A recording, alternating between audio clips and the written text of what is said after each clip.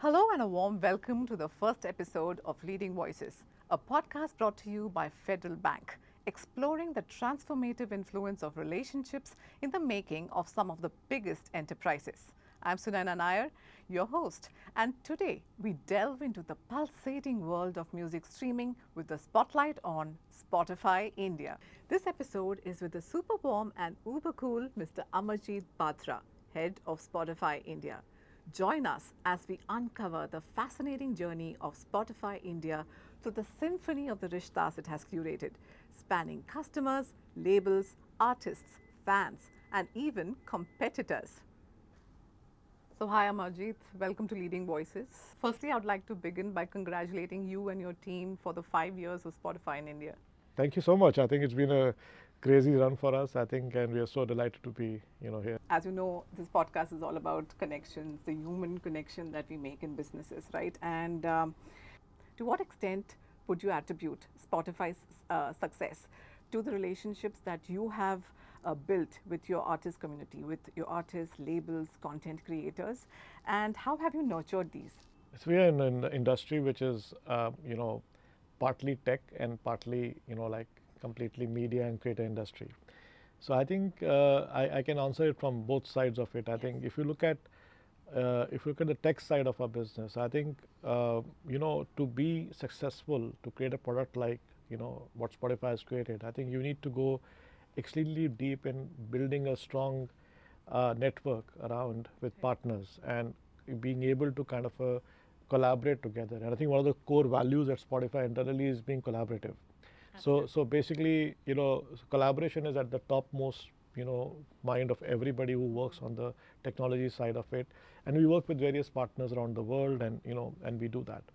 On the other side of the industry, as music industry or the content industry as such, I think it runs at the core level of relationship. So, if you look at our founder Daniel Ek, the way he brought this thing to life, I think his creating this evolution of moving people from piracy to paid music, that journey has happened from his own conviction and product, but also because other people participated with him to provide him the content and provide Spotify the content to make it happen. And that has been a combination of all the relationships built over time. And today, if you look at all the label partners who work with us, or all the top artists who work with us, there's a very strong relationship, because for us we are the one of the preferred platforms in their mind, because they know the kind of a depth of work that we do, to the extent we go to, and the way we keep our word, and the way we keep our focus towards doing the right thing for the industry. So I think a good relationship is when, in my mind, industry like this, is when you don't only think about yourself, but you think for the other person also. And I think at Spotify we think like that, and I think a win-win relationship always kind of makes a relationship stronger. Yeah. Right. Can you share an instance, Amar, on such a collaboration which proved to be a game changer of sorts for you? Many of these. So when we came to India, I think 5 years back. So I think we just finished 5 years. So maybe I can Yes. referring back on that. I think the some of our label partners who've been working with us globally, I think they have been like the large work that we do with them with globally, we carried forward from that in India. And then we built local relationships with local labels, because some of these labels were like completely local as such. So if you talk about companies like T Series, and if you talk of companies like which are mostly local, if you talk about companies like let's say Universal, which is a lot of international this thing. So these are good examples where we work very closely with them. So T Series is let's say one of the largest local labels, and let's say Universal is one of the top labels globally. So if you look at the kind of work we did locally with them, is a good example of where we went deep and worked with their releases, and with the understanding about, okay, this new film is going to get released, how can we help you kind of help them in the success of that film. So we built, with using that, we built some of the best playlists. So our first playlist film partnership was done with T Series with a movie called Street Dancer when he came in. But now we have done recently, another film with them, which is Animal, is I think T Series. So that was another film we did with them. So that, I think, from what we did with Street Dancer, what we did with Animal, in between we did many work with them, many other things with them, including promoting of artists and so on and so on. But these things I think takes time, because you have to understand each other. It takes time to build understanding of what you need, how can we help you. And I think what has been the outcome of that is not that is that relationship advantages is good, been fruitful, but for us together, but also the industry is benefiting, because using some of those thoughts we came up with a film partnership playbook, which we are now working with other label partners on that. So we worked on another film which is Rocky and Rani this year. I think it was with Saregama. We worked with a few more films in South like that, and so on. So that's a good example of one partnership. Right. On the other side of it, we work with work with a good partnership was in the South. We had very interesting one actually. We had Ilayaraja. His content was not available on our Yes. platform, on any platform, On any on any platform, platform. yes, The local team was in touch with them, and we were able to convince somehow I think to get that content to be on our platform, and it came on digital platforms. But I think the Ilayaraja was very kind to say that okay, I'm happy to work with you, and we say this is a momentous part of his milestone as such. Let's go out there and maybe talk about this. So we basically created a whole campaign around it with him. I think we did a TV, more like a good video shots and so on. We also took him even to I think Times Square, I think, and we it was one of the most amazing things that happened. And I think that kind of showed that if you work deep enough, then even very successful people, they look at you as okay, somebody who's doing good work. They want to partner with you. So that was a great example of Ilayaraja wanting to work with us. That's a big success, and these are all the time we are doing great campaigns with artists and so on. And I think I think I can go on and on. Now, Amarjit, Spotify has stood out for its emphasis. It has placed on user engagement and user experience, right? And it has been at the forefront to utilize artificial intelligence, AI, for enhancing discoverability and even personalization. And while one can't dispute the enormous role of technology and artificial intelligence in the growth of this industry, but how is it that you strike a balance between between the human touch and say the technological aspect to ensure a rich and authentic user experience? Yeah, I think first of all, I think if you look at the journey of music platforms, the initial part of the journey of the music platforms like Spotify was to give people a chance to consume music at one place. Because when Spotify came in, there's a lot of piracy. So I think that the first stage of journey was a lot about aggregation of content and being able to play music from one place around that. I think the second phase came in about a lot of curation. So we have this curation tools and where we can create your own playlist. We created playlist as the same. That was the second phase of our very starting part of our journey. But as AI came into the machine learning and AI came into the picture, we were one of the first people to adopt it, to improve on our product, to help build recommendations. Because after you have the content, after you have some of the playlists, I think people, how do you discover music? We have there are terms like collaborative filtering and so on, where people are able to find songs which other people are listening to of the taste that they listen to. So I think those kind of things we started implementing into our recommendation engine and personalization engine, and that piece became quite deep into it to the stage now that we are into, where it's the next stage of artificial intelligence, where Spotify has been investing on this for the last few years and focusing on making the product better. Because this is the core business that we do. First of all, I think a lot of people kind of do many businesses. Spotify, the core business is about music. So we invest heavily on the product side of it. We keep an eye for the next technologies which come out there. Not every technology kind of comes out there and kind of become big all the time. So we have to be out there and keep testing and doing that. So for example, our product globally that is launched called AI DJ. It's one of the products which kind of came. I mean, it's probably a year and a half into the making. But it was launched recently just as AI was taking off. So we were at the right place at the right time, because we were able to think much ahead, looking at adopting of some of these technologies. So the balance we maintain is that at like for example in India, the balance we maintain is that we have a healthy mix of personalization through AI and machine learning, and then there is a pretty solid mix of human curation. So So if you look at our teams which work in India, we have a very strong local team of editors and artist teams which work on identifying the right artists or the upcoming artists and so on and so on, and we create playlists. So for example, in India we have about 600 playlists that we have created over the last 5 years by our own editors. Out of them, about 29-30 playlists are flagship playlists. So these are playlists which are in the language, like for example in Punjabi it's Punjabi 101. If you look at Hindi, it's Bollywood Central. If it is a hip hop music, it is Rap 91.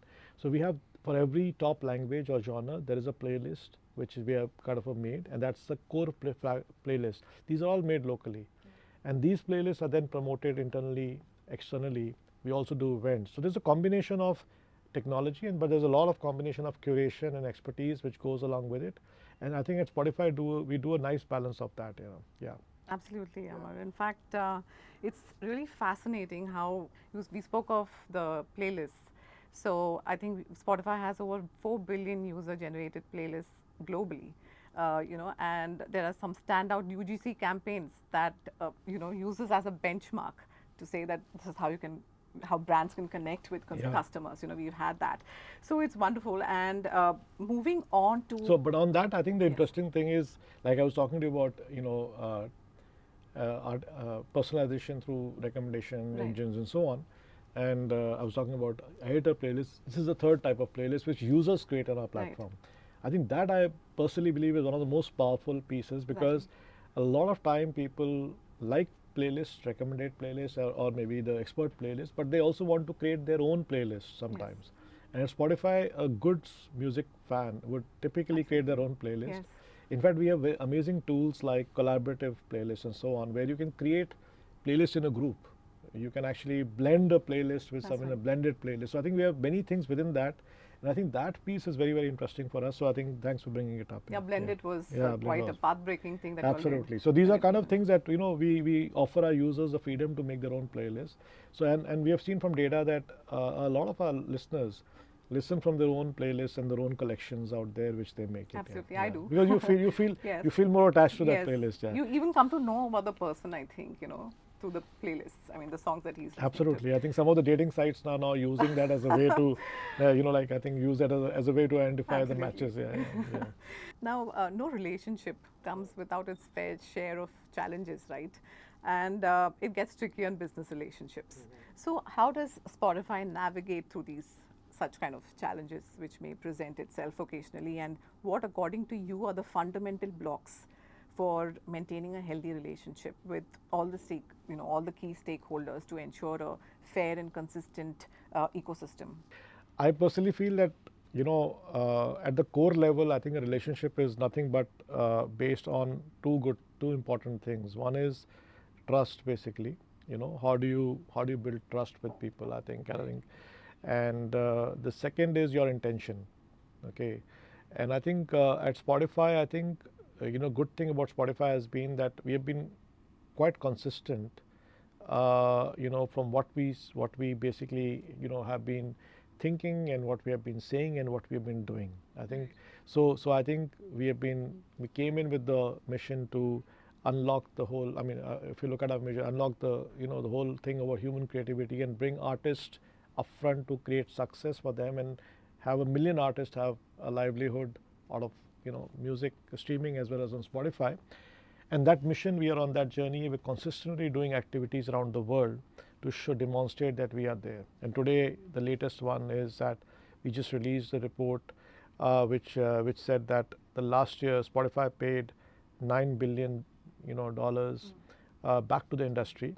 So that shows the commitment that Spotify has towards the industry. So what we've been thinking for the last 16 years, what we've been saying, we're actually doing that in a big way. So that consistency is what actually has helped us build the trust with our partners. And so when we go out and say something, our partners believe us. They don't think that we are just doing it for short-term gains or something. So that's important. That's one of the fundamental pieces under which at Spotify we work. We remain consistent. We remain consistent about what we want to achieve and what are we doing, and we keep out there. The second part, I think the way we maintain relationships well with our partners is that we actually keep our intention very clear. like because in this industry, like people have various intentions of like doing things. Sometimes you do certain things for the sake of this thing, and then you shift and people forget it. So I think at a core level, because we are a brand and we are a brand which is responsible also, we want to make sure that, and that's why as a part of our culture, we have a value called be sincere.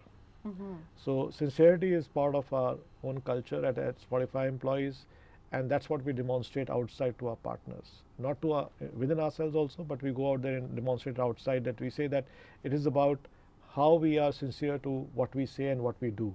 If we commit to something, we do it. If we can't do it, we don't commit to it. So that intention of doing things, or intention to really move the needle for the industry, not for yourself, is also very, very important, because a lot of us come with the whole piece of that, me first, I should be benefiting first. But we know that a great partnership or a great relationship means that everybody wins. They also need to benefit. So I think that's why whenever we work with partners, we ensure that we spend a lot of time documenting what the actual work could be, so that when we actual things, when the rubber hits the road, people don't have a feeling, oh, I've been, oh, we said this and this happened. This is very, very part of important part of the way we work. So that's like two fundamental pieces and some examples I gave you. I think it's that which has, catapulted the journey of Spotify to where it is, from 5 years before entering a market like India, and where you also face stiff competition, right, from the local guys, and now to be here, I guess, as market leaders. I mean, it's amazing, right? The underlying keyword so far has been collaboration, Yeah. right? But moving on to an aspect where people would think it is the most devoid of collaboration, that is with your competitors, right? When you think of competition, you think of rivalry. But in today's fast-paced, ever dynamic marketplace, do you think there's been a shift in the industry in terms of perceiving competition, and what role do relationships with competitors and other industry stakeholders play in terms of, charting the strategy at Yeah. Spotify? No, I think Spotify, I think fundamentally and this is something that in industries, I mean, there are many industries in which people say, oh, I have to be the only winner of the market. It's like winners take all or something. And then sometimes certain markets are that there could be more than one player out there. I think in the industry we've been, I think from beginning, Spotify has always never had the intention to replace or be the only player. Spotify basically has always had a larger intention, that we want to bring people to streaming. We want people to move from piracy to streaming. So and then that is from the listener side of it. And the other side of it, that we want to help artists succeed, and we want to make artists make their livelihood from music. So our fundamental goals, our mission is so huge that, technically we believe everybody who is working towards that, are in some ways, collaborators. So I think to some extent, yes, we obviously look at competition. Everybody does. You have to be, we are in the business as such. But we don't have to stress too much about them, because ultimately they're all collaborating towards making the industry stronger. And I think that's been the core fundamental. I mean, though when we came in India, I think 5 years back, I think there were about 8-9 players in India already that they were doing the same thing. So now I think a normal situation would have been to kind of trying to replace anybody or fight with anybody, but I don't think we took that stance. So if you go back and pick up any discussion that we had 5 years back, and I did lots of interviews that time, people asking us, oh, how will you succeed in this country? There were so many people already there. Our fundamental response was that we are not here to steal market share from anybody. We are going to create the market. We are going to develop this market, because we believe this market is not yet there. India is a very, very large market, and the market's dynamics haven't played out as yet, because internet penetration is increasing. People are yet to achieve full, income levels to be able to enjoy discretionary spends, to be able to enjoy stuff. And I think we also believe that since Spotify was not there, we obviously felt people had not tasted what a product like Spotify can do for them. So I think that that confidence to get the market to consume, to kind of grow the market, helped us keep our focus on the right thing. You can easily get carried away, and a lot of people, I think, get carried away with what competition does. and they try to copy each other. But I think we never copied. Even the work that we did, if you look at any work that you see from the past 5 years, though we came the last in the market maybe out there, but I think everything that we did was the first. We never, we never, we never copied work from anybody else to do something, and that is what the fundamental difference about competition is. You may compete with people, but you don't copy them. You don't. You learn from them for sure. And I think the advantage that we had, I think, was that, sometimes it's great to be a first mover in a market. Sometimes it's also good to be the last mover. Being the late mover or last mover in the India market gave us a chance to understand what everybody did, and because and what expensive mistakes they made. Right. Because learning from their mistakes, we could alter our own plans and focus on what we could do.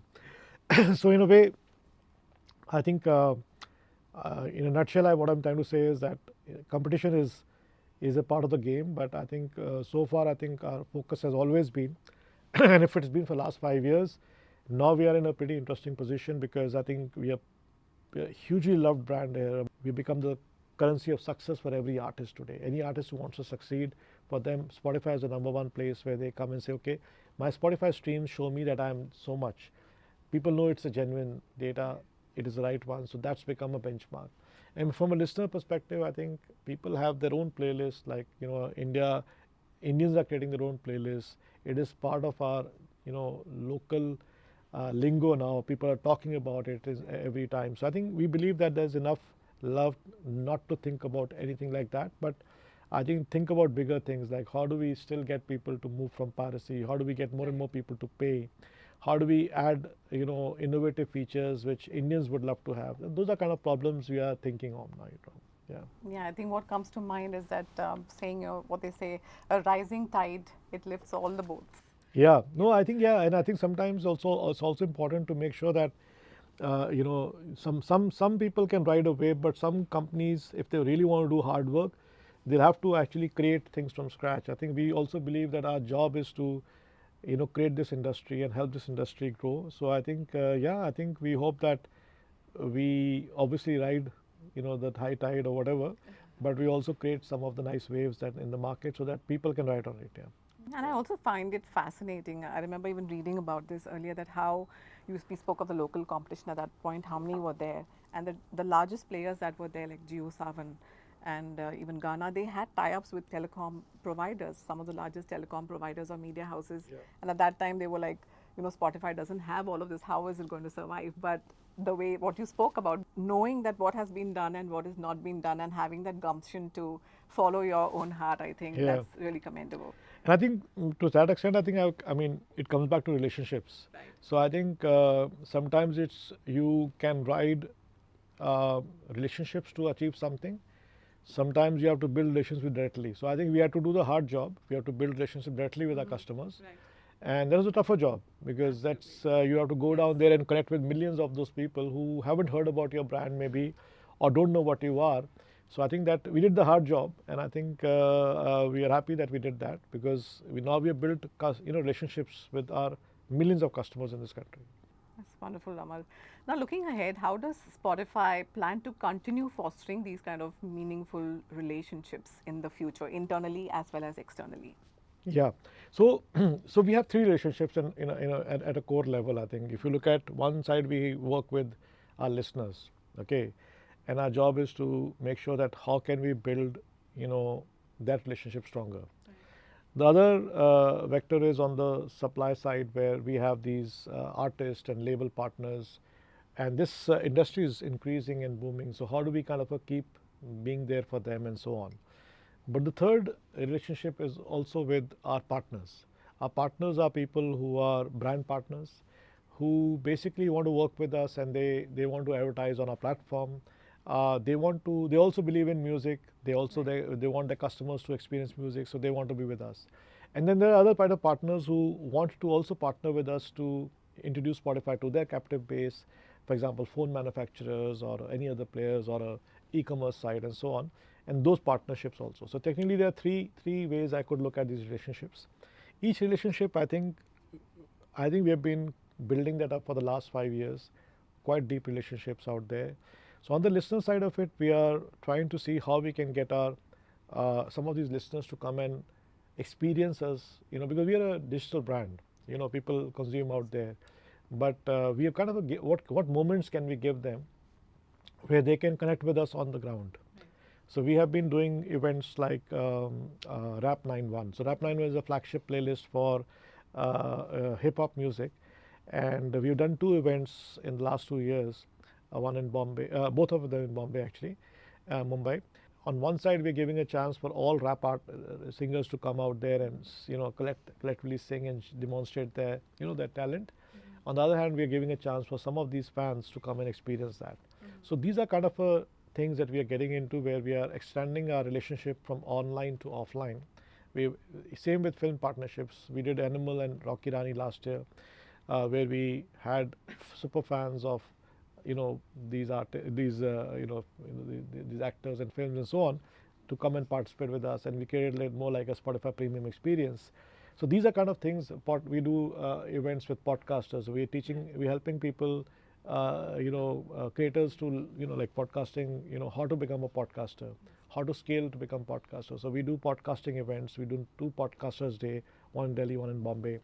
So these are kind of stuff where we are doing within the area of listeners and this thing. For brands, we are continuously trying to see how we can bring more and more brands to participate with us. And today we have about 400 plus brands who have worked with us in the last few years, who are now advertising on Spotify. They are connecting with us, and with them we are looking at besides the regular stuff that they can do on the platform, playlists and other stuff. We're also looking at other options. For example, Royal Enfield was part of our event of Rap 91, and they were participating with us, and they sponsored a part of that. So how can we bring more brands to participate with us?